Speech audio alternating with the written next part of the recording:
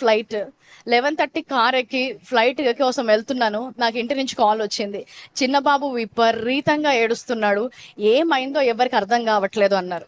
నేను ఫోన్లో ఉన్నాను, అన్నీ చెప్తున్నాను, చూడండి ఇది చెక్ చేయండి, అది చెక్ చేయండి, నోస్ బ్లాక్ అయిందేమో చూడండి. ఎంత ప్రయత్నించినా కూడా నా బాబు అలాగ ఏడవడం నేను ఎప్పుడూ వినలేదు.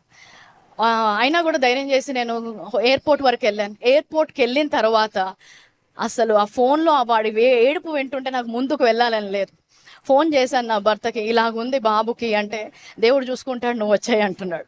నాకేమో ఆ బాబు ఇంకా 1 ఇయర్ కూడా కాదు, వాడు మాటలు కూడా మాట్లాడలేడు. వాడికి ఏమవుతుందో